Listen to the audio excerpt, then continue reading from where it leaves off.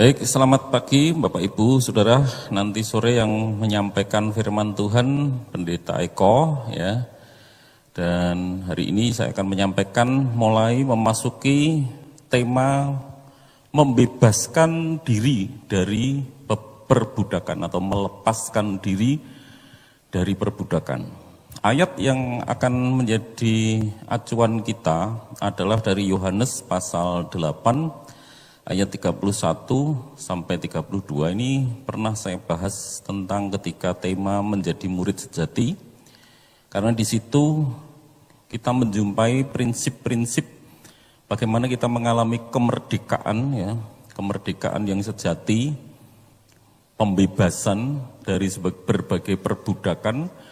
Sudah kita pelajari dari minggu lalu, yang termasuk di dalam perbudakan adalah termasuk ketika saya dan saudara memiliki berhala-berhala ya. Berhala-berhala termasuk adalah di situ kita melihat perbudakan ya. Kemarin sudah saya singgung berhala modern, ada gadget, ada hobi, ada pekerjaan ya, ada macam-macam saudara-saudara. Kalau mungkin yang sudah sepuh itu menjadi cucu. Cucu itu meskipun manusia bisa dijadikan berhala ya, jadi bisa menggeser posisi Tuhan.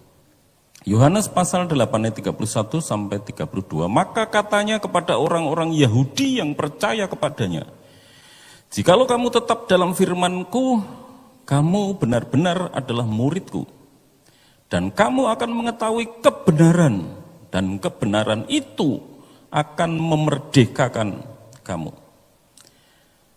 Saya buka dengan tulisan Edward T. Welch di dalam buku Kecanduan, karena di situ membahas tentang perbudakan, juga membahas tentang berhala, macam-macam isinya ya, karena semua seputar di dalam bingkai kecanduan. Ya, berhala itu juga membuat kita kecanduan. Dia menulis demikian, saudara-saudara. Seringkali pemabuk tidak minum. Namun maksudnya tidak minum itu mencoba berhenti dari kecanduan. Ya, seringkali pemabuk tidak minum, namun sebenarnya belum sungguh-sungguh berubah. Yang berubah adalah tampaknya.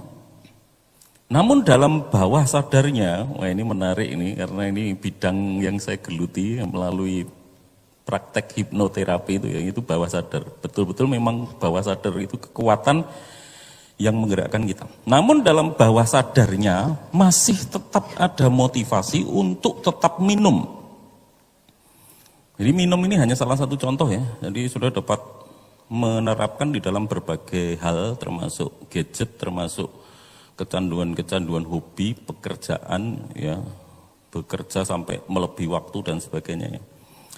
Di situ dikatakan jadi bawah sadarnya ada motivasi untuk tetap minum, untuk tetap melakukan perbudakan hobi berhala-berhala yang masih ada di dalam hidupnya. Jadi ia hanya sekedar berhenti minum saja. Mencoba berhenti tetapi akhirnya gagal. Sebetulnya semua orang yang terkena kecanduan, entah itu dari yang ringan, yang kelihatannya baik ya, yang bekerja itu baik, game itu baik, makan manis itu termasuk, ya itu bisa menjadi memperbudak kita kalau kita tidak bisa melepaskannya ya.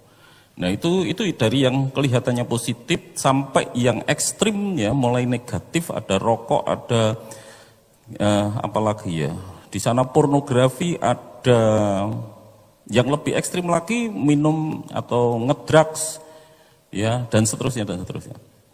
Ya, jadi untuk menghentikan perbudakan itu, saudara-saudaraku yang dikasihi Tuhan, itu tidak mudah.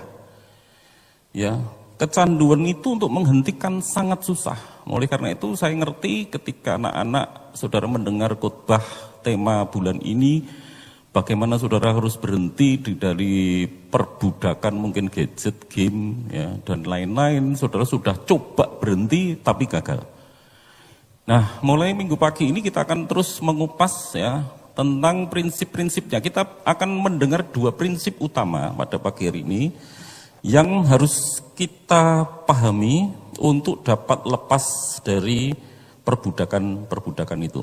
Dr. Bavinck, penulis sejarah kerajaan Allah dan buku-buku teologi lain, dia berkata demikian, saudara, tentang ketika Yesus digodai. Yesus tahu bahwa kemegahan dunia atau kesenangan dunia itu hampa dan tidak berharga, karena telah dirusakkan karena dosa. Jadi sesungguhnya saudara-saudaraku, apapun yang sesungguhnya baik, dunia itu kan diciptakan dari tangan Tuhan baik. Kejadian ketika Tuhan telah menciptakan alam semesta dikatakan semuanya baik. Dari tangan Tuhan semuanya baik. Tetapi setelah jatuh dalam dosa, semua yang baik itu menjadi tidak baik karena manusianya. Ya, semuanya jadi tidak baik. Anggur itu diciptakan Tuhan sebetulnya untuk minuman segar. Bagus. Banyak mengandung vitamin-vitamin, kandungan-kandungan yang dibutuhkan tubuh kita. Anggur yang diciptakan Tuhan baik itu sekarang digunakan untuk mabuk, kehilangan kesadaran. Ya, di sana ada pemerkosaan, ada pembunuhan, ada ya tindakan-tindakan yang di luar kesadaran. Nah, semua yang baik jadi tidak baik. Ya, oleh karena itu saudaraku, menikmati kesenangan dunia, hal-hal yang menyenangkan di dunia ini sebetulnya adalah kita sedang bermain-main dengan fata morgana. Ya, apa yang kita pikir dapat memuaskan kita, ya, menyenangkan kita, menghibur kita, itu kalau kita tidak berhati-hati, termasuk yang positif sekali lagi ya, bekerja. Workaholic itu orang yang semangat kerjanya tinggi, ya, tetapi dia diperbudak oleh pekerjaan. Tidak tahu kapan harus berhenti. Sampai hal-hal yang positif pun bisa menghasilkan perbudakan. Manusia mengejar bayangan. Ya, kalau orang minum sebetulnya dipikir dia menikmati air surga, padahal itu air cucian, air comberan. Mencampakkan orang yang meminumnya. Kemarin sudah saya singgung ya, orang yang mabuk saya temui di Semarang itu tergeletak di dekat selokan-selokan. Karena minum air surga itu ya, surga tanda kutip. Surga yang tidak benar ya. Surga imajinasi mereka. Ya. Nah, saudara, beberapa hari yang lalu saya membeli daging babi, ada samcannya itu ya, saudara-saudara. Saya cari pilih, dikasih ini daging dok, saya cari yang ada lemaknya. Saya bukan sedang memikirkan anak-anak saya, saudara-saudara. Sesungguhnya saya sedang berusaha menangkap tikus. Ya, tikus itu kalau saudara pengen tahu paling suka lemaknya itu. Beberapa kali saya ngasih umpan itu mesti ketangkep ya. Nah, lemaknya itu adalah kalau saudara masih muda makan itu ya, lemak babi itu paling nikmat. Tapi di situ juga paling berbahaya. Dan itu juga bisa digunakan juga untuk menjebak tikus ya. Tikus yang menyukai ternyata terjebak di situ, akhirnya Eldo menangkap dan dengan kejam membunuh 3 anak tikus. Ketangkep dengan makanan yang nikmat sekali. Ya. Nah, jadi sesuatu yang baik, berhati-hatilah saudara-saudaraku, kita harus berhati-hati dengan segala sesuatu yang sesungguhnya baik. Saudara tidak menemukan hal buruk di situ. Sudah saya singgung ya, kemarin telepon, HP saudara itu dibutuhkan. Manusia sekarang tanpa HP, saya pun sampai ibadah pagi ini terus memantau di HP, melalui HP. Ya. HP itu hal yang baik, alat komunikasi, tetapi itu juga bisa menjadi jebakan kita, merusak kita. Ya, film bagus, menghibur kita, tetapi juga bisa merusak diri kita. Oleh karena itu coba saudara nasihati saudara, anak-anak saudara yang merokok supaya berhenti merokok. Mbok kamu berhenti merokok. Apakah ketika saudara, atau saudara marah-marah, kalau kamu tidak berhenti merokok, apalagi saudara ancam apa, tidak tak kasih uang saku seminggu. Pertanyaannya, apakah terus kemudian anak saudara berhenti merokok? Bisa jadi kemungkinan besarnya tidak. Tidak berhenti maksudnya, terus merokok. Ya, karena terus terang saudara tidak berdaya. Nanti tapi pagi ini ya kita siap, semua kita ya, yang sedang bergumul dengan melepaskan diri dari berbagai berhala dan perbudakan ya. Kita akan mempelajari dua prinsip dasar ya. Percuma saudara menghentikan, memarahi, memaki-maki perbudakan di situ. Karena orang yang diperbudak itu tidak berdaya. Ya lebih baik malah silahkan merokok. Asal merokoknya di dalam helm, silahkan ditayangan Pak Pur. Nah seperti itu. Pakai helm tertutup, ngerokok di jero helm. Nah itu mungkin malah berhenti. Saya dulu perokok. Sulit berhenti saudara, tetapi berhentinya semacam ini, jadi terus menerus merokok ya tanpa henti, malah berhenti. Karena mempengaruhi pikiran bawah sadar saya, jadi tidak enak merokok. Merokok, ya, atau boleh merokok saat berenang. Ya. Nyumet rokok, rokoknya mati terus ya. Ya. Nah saudara, Edward T. Wells menulis demikian lagi dalam buku Kecanduan. Ini merupakan salah satu disiplin rohani yang paling sulit. Jadi penulis buku Kecanduan ini dikatakan itu paling sulit. Siapapun kita yang sedang berusaha menghentikan kecanduan, ya, kecanduan apapun dari yang ringan, yang terlihat positif sampai yang betul-betul buruk, itu dikatakan saudara-saudaraku disiplin rohani yang paling sulit. Sudah berapa kalikah Anda memulai diet dan berhenti melakukannya hanya setelah beberapa hari? Ya, kita yang mungkin yang diet ini makanan ya, diperbudak makanan. Ya, saya itu paling suka nasi. Ya. Nasi itu paling suka. Menurut saya makan apa saja nek tanpa nasi, rasanya kurang sempurna. Tapi puji Tuhan ini sudah berapa hari ini saya makan nasi hanya pagi hari, siang makan sayur, lauk. Malam sayur lauk itu tanpa nasi. Nah karena di situ sebenarnya ada perbudakan, itu termasuk disiplin rohani sesungguhnya. Ketika kita berusaha mengalahkan perbudakan, membebaskan diri dari perbudakan, itu sesungguhnya kita sedang mendisiplin diri kita. Ya, berapa kali saudara yang mencoba diet dan gagal?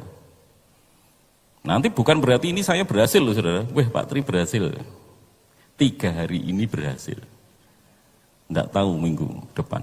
Apakah masih tetap seperti itu ketika nanti ketemu saudara-saudara ajak makan, makan malam, makan siang, mulai batal lagi. Bisa seperti itu. Karena merasa bersalah, Anda mencoba dan mencoba lagi, mencoba diet, mencoba mengalahkannya. Seperti itulah pengalaman yang terjadi pada penyalahgunaan obat terlarang dan perbudakan lainnya. Nah kalau demikian, kalau sulit seperti itu, melepaskan diri dari perbudakan dan pemujaan, penyembahan berhala-berhala modern itu, ya, bagaimana kalau begitu caranya? Ya, sekarang kita mulai masuk caranya. Saya meletakkan dasar prinsip-prinsipnya, saudara-saudara, pada pagi ini ada ayat di dalam ayat 31. Prinsip yang pertama ada di dalam ayat 31, maka katanya kepada orang-orang Yahudi yang percaya kepadanya. Percaya. Itu berarti ada pemalingan diri. Ya, makanya ketika orang mencoba melepas dari berbagai perbudakan, di situ saudara gagal. Karena apa? Saudara terus memfokuskan pada usaha diri sendiri. Jadi prinsip yang pertama apa saudara? Berpaling kepada Allah yang benar. Siapa Allah yang benar? Yesus Kristus. Makanya di situ dikatakan, maka katanya kepada orang Yahudi yang percaya. Yesus itu dalam konteks berbicara tentang kemerdekaan yang sejati, kebenaran yang memerdekakan itu diawali dari apa? Berbicara kepada orang yang percaya. Percaya itu berarti dia orang sudah bertobat, itu berpaling dari dosa dan membalikkan diri menghadap Tuhan. Arah hidupnya mulai diarahkan kepada Tuhan. Nah di situ ada perpalingan ya, berpaling kepada Allah yang benar. Ya, perpalingan hati kepada Allah adalah permulaannya pembebasan. Ya kayak tadi ya saudara merasa berdosa, aku tidak sesuai firman Tuhan ini. Saya berusaha membebaskan diri saya dari gadget, dari game, dari rokok, dari alkohol, dari drugs, dari apalagi makan dari macam-macam, banyak sekali perbudakan modern, bekerja yang melampaui batas dan sebagainya. Dan ketika kita mulai berpaling kepada Tuhan, saudara, maka kita pun akan mendengar firman-Nya. Makanya terus nanti ketika saudara berpaling kepada Tuhan, saudara akan sering bertemu dengan firman Tuhan. Yang dikatakan oleh Tuhan Yesus ayat 32, dan kamu akan mengetahui kebenaran. Dan kebenaran itu memerdekakan kamu. Diawali dari apa? Perpalingan dulu, ini perpalingan yang serius, saudara-saudara. Jadi bukan doa bangun tidur 1-2 menit dan kemudian kita berkata aku sudah berpaling kepada Tuhan. Tidak, ini berpaling sepanjang hari kepada Tuhan. Mengarahkan hati kita, mengarahkan pikiran kita betul-betul kepada Tuhan Yesus. Sehingga sepanjang hari di dalam pekerjaan saudara, di tengah pekerjaan saudara, Alkitab selalu berada di samping saudara. Di waktu-waktu longgar saudara-saudara membuka Alkitab, selama kita waktu longgar kita dan kemudian kita menyalakan berhala-berhala kita, nonton, game, main, rokok, ya kembali lagi. Kalau mau berhenti ketika saudara punya waktu longgar, berpalinglah pada Tuhan. Ya, sudah jangan mikir berhala saudara yang saudara sukai. Yang saudara sukai, yang kita sukai, tadi saya sudah sebutkan itu fata morgana. Kita sedang mengejar kesenangan yang semu, bukan kesenangan yang sejati. Karena nanti kebahagiaan sejati, sukacita sejati ketika saudara memiliki persekutuan yang intim, akrab dengan Tuhan. Saya lanjutkan kutipan saya dari bukunya Edward T. Welch. Dia menulis demikian, saudara. Disinilah pendekatan yang alkitabiah terhadap kecanduan harus secara radikal bersimpang jalan dengan semua strategi penyembuhan lainnya. Pendekatan yang alkitabiah terhadap perubahan berfokus pada sebuah pribadi, satu orang pribadi di luar dirinya, di luar diri sendiri. Makanya kegagalan kita membebaskan dari perbudakan karena saudara terus berusaha, aku tak diet, fokus saudara diri sendiri, aku tidak makan, aku tidak makan. Secara dalam pelajaran hipnotis saudara, ketika saudara berkata aku tidak makan, tidak makan, yang ditangkap bawah sadar itu kata tidak itu tidak bisa ditangkap. Ya, saya pernah menyampaikan pada saudara kata jangan membayangkan kucing hitam. Ketika saya mengucapkan kalimat jangan membayangkan kucing hitam, yang muncul di dalam pikiran saudara malah kucing hitam. Jangan makan, tidak makan, malah itu yang muncul makan. Berhenti merokok. Itu yang muncul dalam pikiran bahasa dari kita, merokok. Makanya di dalam sugesti, di dalam hipnotis itu tidak ada kata tidak. Ya, dipilih kata-kata yang positif, yang tidak mengandung kata tidak dan kita tidak mengandung jangan. Silakan saudara pilih sendiri. Nah, kegagalan kita ketika kita berusaha fokus kepada diri sendiri, kita akan terjebak di situ. Pendekatan yang alkitabiah terhadap perubahan berfokus pada sebuah atau seorang pribadi di luar diri sendiri. Perubahan dimulai, berjalan, berakhir dengan Yesus. Jadi perubahan itu dimulai, berproses, dan nanti finalnya bersama Yesus. Kita memandang Yesus dan melupakan diri kita sendiri. Hal ini mungkin terdengar janggal. Karena kamu telah bertemu dengan orang-orang yang meninggalkan kecanduan tanpa berpaling kepada Kristus dalam iman dan pertobatan. Maksudnya penulis ini, banyak orang-orang yang berhenti dari kecanduan tanpa Yesus kok. Ya, tetapi itu pertobatan, perpalingan, dia berhasil mengatasi satu kecanduan. Tapi dia menjadi budak lainnya. Pasti bukan alkoholnya berhenti, tapi dia akan jadi budak lain. Paling tidak menjadi budak iblis, budaknya dosa. Karena tidak melayani Tuhan yang benar. Makanya tadi berpaling kepada Allah yang benar. Tentu Yesus Kristus. Nah, kalau Alkitab memberi solusi berhenti dari perbudakan itu saudara melekat pada Yesus. Intinya berpaling kepada Yesus, menggunakan waktu-waktu kita, longgar kita untuk bersekutu dengan Yesus. Dengarkan sabdanya terus menerus. Jangan mengganti hobi. Nanti aku enggak merokok tak ganti permen. Saudara akan nanti diperbudak manisan, hal-hal yang manis. Permen ganti gula-gula. Menjadi suka yang manis. Terjadi perbudakan baru walaupun ringan tetapi itu perbudakan baru lagi nanti.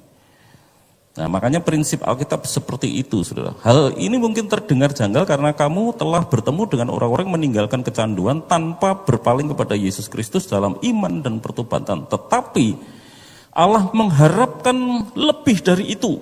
Dia menginginkan kita untuk mengenalnya.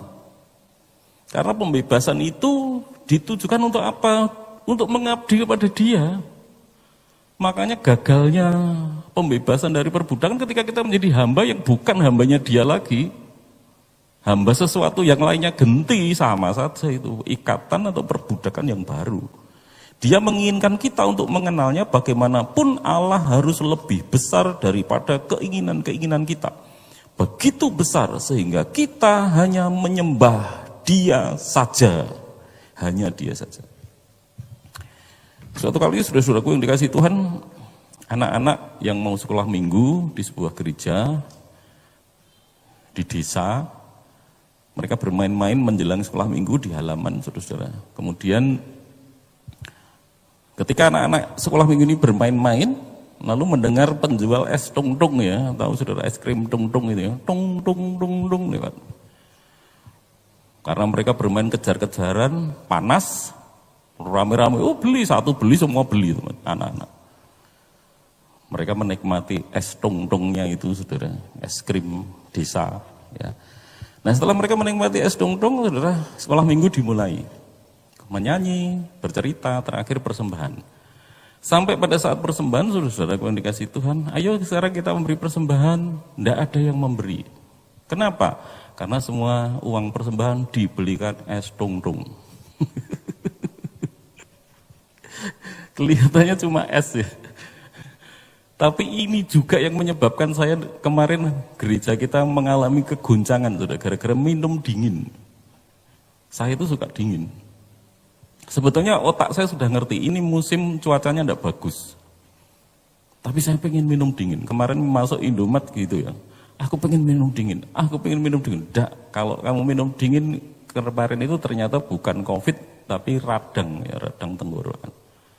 Karena bakteri. Jadi saya kasih antibiotik sendiri dan berhenti redanya. Ya. Batuknya reda. Jadi bagi yang saudara batuk makanya jangan takut dulu. Belum tentu COVID juga. Ya. Bisa jadi saudara mengalami radang. Nah itu termasuk hal sepele. Itu mengguncang gereja kita loh kemarin. Sampai akhirnya di grup saya mengumumkan supaya streaming saja. Pelayanan terganggu. Gara-gara apa? Saya pengen minum dingin. Beberapa hari minum dingin terus. Saudara. Akhirnya saya bakteri radang itu yang sudah ada di tenggorokan saya bertumbuh dengan cepat. Akhirnya mengganggu pelayanan kita. Mengganggu gereja kita. Saudara yang pengen beribadah harus di rumah. Berapa orang kecilik gara-gara saya tidak bisa menguasai diri minum dingin. Nah, jadi termasuk itu pun kita belajar mendisiplin diri, saudara. Makanya kalau kita berpikir tentang Allah, ketika kita menginginkan sesuatu yang kita sukai, ya memang kita harus terus memandang Yesus ya. Diganti memandang Yesus, menyembah Yesus, membaca firman Tuhan, belajar firman Tuhan, dan seterusnya dan seterusnya. Bolan dan Niftrik berkata gini, saudara-saudara, dalam buku teologi ditulisannya dia, hanya Allah sendirilah yang sungguh-sungguh merdeka. Karena sesungguhnya semua manusia itu terancam atau ada di dalam perbudakan. Dosa, paling tidak. Ya. Hanya Allah sendirilah yang sungguh-sungguh merdeka. Karena manusia sendiri terikat dosa dalam segala aspeknya. Kata kemerdekaan mengingatkan kita, Allah bukanlah manusia dan bukanlah ilah atau berhala. Tetapi serentak hal itu berarti penghiburan. Sebab dengan demikian Allah yang menjadi Tuhan kita itu adalah Allah yang hidup. Allah yang satu-satunya. Allah yang sanggup memerdekakan kita manusia dari kuasa dosa, iblis dan maut. Dari berbagai perbudakan yang berat. Hanya dia, karena dia yang merdeka. Saudara berharap pada yang lain tidak bisa. Dunia ini sudah rusak. Saudara berpaling kepada, aku tak berhenti bermain game, tapi aku tak bekerja. Saudara kan kecanduan, saya tak berolahraga, kecanduan olahraga bisa jadi. Olahraga itu bisa candu loh saudara-saudara. Sampai, nyepeda enggak jarak sekian tiap hari, bisa itu jadi candu, sama aja, perbudakan. Hal yang baik bisa memperbudak kita kalau kita tidak bisa mengendalikannya. Ya, terbukti nanti kita tidak bisa mengendalikan waktu kita dan sebagainya, atau tidak bisa melepaskan diri dari hal itu. Harus berpalingnya itu kepada Tuhan. Orang yang menggunakan matanya untuk nonton film horor, contohnya ya, aku tidak nonton porno, ganti horor. Nanti saudara kecanduan film horor. Dampaknya horor apa? Nanti saudara menjadi, anak saudara mungkin anak-anak jadi ketakutan. Gampang ketakutan. Menjadi penakut. Yang menggunakan mata, makanya berpaling kepada Tuhan itu penting ya. Film action, laga, kekerasan. Menjadi anak-anak yang kasar. Ya. Kalau kita terikat pornografi contohnya, kita akan menikah muda. Ya kan anak remaja. Lulus SMA langsung menikah. Karena ada yang pikirannya dipenuhi hal itu. Oleh karena itu apa yang kita pandangi, saudara, itu sangat berpengaruh. Makanya ada lagu Pandanglah pada Yesus. Cara menghentikannya pertama adalah memandang Yesus terus menerus. Makanya kalau saudara mau berhenti, prinsip pertama, bawa buku pujian. Kalau saudara bawa HP, sebenarnya di sana ada kidung.com ya. Saudara dapat membuka di sana, melakukan pujian, tidak perlu bersuara nyanyi di luar ya. Saudara bisa membaca syair lagu dalam hati, menyanyi, menyembah Tuhan, membaca Alkitab. Alkitab juga ada di HP. Selama HP itu saudara gunakan untuk semakin intim, semakin akrab dengan Tuhan, saudara akan semakin mendekati kemerdekaan. Bagian pertama ini akan saya tutup, yang panjang pertama udah, yang dua pendek. Biasa saya bikin khotbah gitu, yang pertama semangat menguraikan panjang, yang kedua capek. Ya, Edward T. Welch, penulis buku Kecanduan itu, dia berkata, sekali lagi, inilah gagasan yang mendasar, pandanglah Allah yang benar. 10 kali setiap Anda memandang diri sendiri 1 kali. Ya, pandanglah Allah yang benar. Irama yang Alkitabiah ini harus menjadi sangat biasa bagi kita. Bagi beberapa pecandu, bahkan mereka yang berpandangan ortodoks, pandangan pertama dari 10 pandangan di atas, benar-benar ada pandangan-pandangan di atas ya. Penyebab kita menjauhi dosa dan berpaling kepada Kristus yang mengiringi pertobatan. Dari Ibrani pasal 3 ayat 1, Ibrani 12 ayat 2. Jadi sekali lagi itu perpalingan, kita harus berpaling, tidak hanya mencoba memalingkan wajah dari berhala-berhala, tetapi kita juga memandang kemudian dari berpaling dari berhala perbudakan itu, kemudian kita berpaling kepada Yesus. Yang kedua, saudara, prinsip yang kedua ada di dalam ayat 32, bagaimana kita dapat lepas dari perbudakan, dan kamu mengetahui kebenaran dan kebenaran itu akan memerdekakan kamu. Kalau Yesus memerdekakan kita, artinya di situ ada apa, saudara? Orang berdosa yang dibawa Yesus berkata, aku pun tidak menghukum kamu. Ya, artinya Yesus memerdekakan, aku tidak menghukum. Ini penting sekali, prinsip kedua ini apa saudara-saudaraku yang dikasihi Tuhan? Mengalami pengampunan Allah melalui Yesus Kristus. Saudara-saudara dan saya yang sedang kecanduan sesuatu, prinsip yang pertama, saudara merasa bersalah boleh, ya, tapi kalau hanya berhenti di merasa bersalah, itu tidak akan menolong, itu memperparah. Saudara dan saya, kita harus mengalami pengampunannya. Allah ingin mengampuni. Kalau mengampuni itu, saudara-saudaraku yang dikasihi Tuhan, nanti ada beberapa prinsip ya di situ. Yang pertama kita harus alami adalah pengampunan. Di dalam tafsiran ayat ini, saudara, Matthew Henry berkata, pengudusan memerdekakan kita dari belenggu kerusakan yang olehnya kita ditahan, sehingga kita tidak dapat melakukan pelayanan rohani yang merupakan kebebasan sempurna. Nah, makanya target melayani Tuhan itu, saudara, itu bukti saudara nanti mengalami kemerdekaan. Karena saudara, merdeka itu kalau jadi hamba, dulos itu budak. Saudara. Loh kok jadi budak? Iya, budaknya Tuhan. Ketika saudara jadi budaknya Tuhan, dulosnya Tuhan, hambanya Tuhan, disitulah saudara mengalami kemerdekaan yang sejati. Karena memang seharusnya kita menghamba kepada Tuhan. Karena menghamba yang lain itu berarti kita menghamba kepada dosa, saudara. Ya. Erikson menulis buku teologi sistematika 3 buku, saudara. Dia menulis kekurangan manusia yang paling mendasar dipandang sebagai bersifat vertikal. Nah, kekurangan manusia yang paling mendasar itu bersifat vertikal. Masalah utama yang dihadapi manusia adalah pemisahan dari Allah, terpisah dari Allah. Dosa merupakan pelanggaran terhadap kehendak Allah dan akibatnya adalah perseteruan dengan Allah. Perseteruan dengan Allah itu memberikan beban yang berat, saudara. Kalau kita sedang kecanduan, hanya merasa bersalah berhenti di situ, itu menekan jiwa saudara. Padahal kita perlu jiwa yang dipulihkan, pikiran yang dipulihkan, hati yang dipulihkan. Kalau gitu yang pertama harus kita sadari apa saudara? Allah mengampuni. Kerinduan Allah adalah mengampuni. Mengampuni itu artinya saudara, dia ingin memulihkan kondisi kita. Ya, dipulihkan seperti sedia kala dalam rancangan Tuhan ketika Allah menciptakan saya dan saudara. Dia punya rancangan. Nah, pengampunan itu memulihkan kita, saudara. Jadi Bapak Ibu, suami istri yang mungkin pernah mengalami, bapak-bapak itu pengalaman saya kalau didiamkan istri itu paling stres. Ya, istri itu kalau sudah diem, bapak-bapak kelimpungan itu bingung. Apalagi menengi ra masak sisan, tambah bingung. Wis kompore ora murup, gak anget, istrinya gak anget, meneng aja saudara, cuma diem aja. Kelimpungan saudara. Sudah itu hukuman terberat.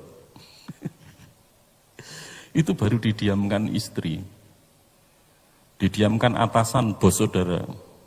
Didiamkan teman kerja, itu sudah mengganggu saudara. Saudara mulai tertekan itu, apalagi didiamkan Tuhan, bermusuhan dengan Tuhan. Perseteruan dengan Allah itu sangat berat. Makanya itu tidak akan menolong saudara melepaskan diri dari kecanduan. Kalau saudara merasakan itu berat sekali, saudara merasa bersalah terus. Merasa bersalah sendiri harus bagus. Diawali dengan apa? Pengakuan dosa. Pengakuan dosa itu artinya kita setuju dengan Allah, Tuhan, saya memang sedang punya masalah. Saya sedang tidak dalam rencanamu. Tidak seperti yang ada dalam rancanganmu. Ketika kita mengakui dosa kita, Tuhan saya ini sedang diperbudak sinetron, saya sedang diperbudak ini, saya sedang diperbudak itu. Nah, kita mengakui dulu. Kalau sudah mengakui, nah itu kuncinya mengakui. Peran kita pertama adalah mengakui, saudara. Tindakan pertama. Ya, Edward T. Wells berkata demikian. Apakah kadang-kadang kita merasa tidak berpengharapan, tidak memiliki sukacita? Jika kita berpikir bahwa mengetahui dosa-dosa kita akan semakin memperdalam masalah ini, lihatlah para penulis Alkitab sebagai contoh. Menghadapi keadaan mereka yang berdosa terasa berat dan terkadang menyakitkan. Namun ketika mereka mengetahui adanya pengampunan Allah, pengakuan dosa, hasilnya adalah pengharapan dan sukacita. Lanjutannya, saudara. Ini terakhir, kutipan terakhir, selesai. Sementara Anda merenungkan masalah pengakuan, mengakui perbudakan itu ya, mengakui dosa, perbudakan gitu. Dan pengampunan ini, berhati-hatilah untuk tidak memilah-milah. Anda bukan sekedar membawa kesehatan pada satu bagian lain dari keberadaan Anda. Pengakuan dan pengampunan bukanlah alat bantu seperti olahraga atau makanan yang baik untuk mengatasi kecanduan. Pengakuan dan pengampunan merupakan inti, malah inti dari penyembuhan. Nah, makanya ketika gagal ya harus diakui lagi. Caranya apa? Berlutut, nangis, gagal. Saya gagal, Tuhan. Ya. Ada di situ usaha serius, kita mengakui saya sedang diperbudak sesuatu yang bukan Tuhan. Harusnya aku jadi hambamu. Kalau aku diperbudak itu budaknya Tuhan, itu budak yang sejati. budaknya kemerdekaan, hambanya kemerdekaan.